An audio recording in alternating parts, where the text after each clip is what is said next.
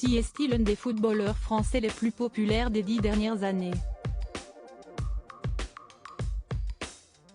Révélé sur le tard au haut niveau, Adil Rami a réussi à se construire une carrière de très haut niveau, avec en point d'orgue ce titre de champion du monde avec les Bleus en 2018 en Russie.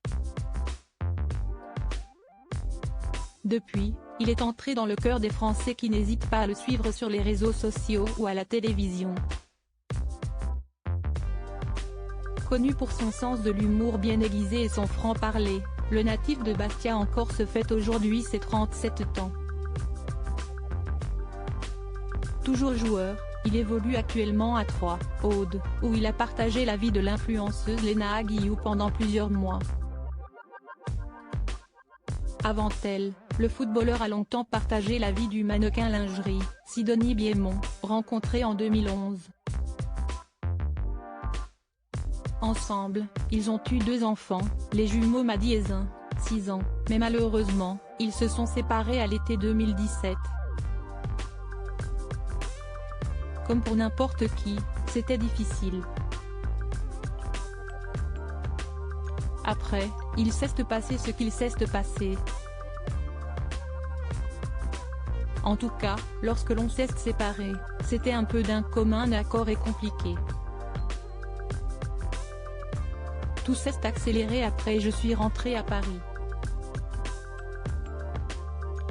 Je n'ai pas passé un été 2017 incroyable, si est-il certain, a raconté Sidonie Biémont à notre média en décembre 2018.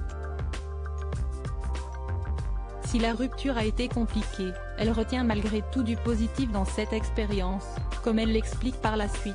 Cela m'a permis de me retrouver, de travailler, parce qu'être femme de footballeur, si est-il se mettre un peu entre parenthèses.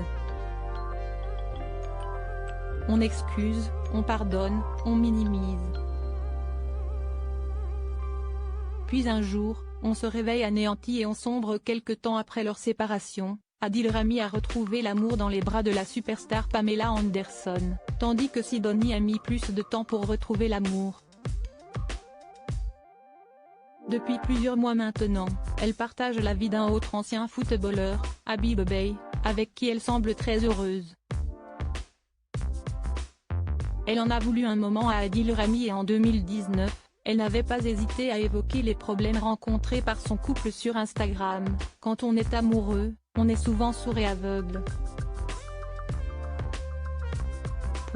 Quand on est amoureux, on veut y croire plus que tout, on rêve qu'un jour la famille sera réunie, on se dit qu'on a eu raison de choisir cette personne pour moitié, on idéalise. On excuse, on pardonne, on minimise.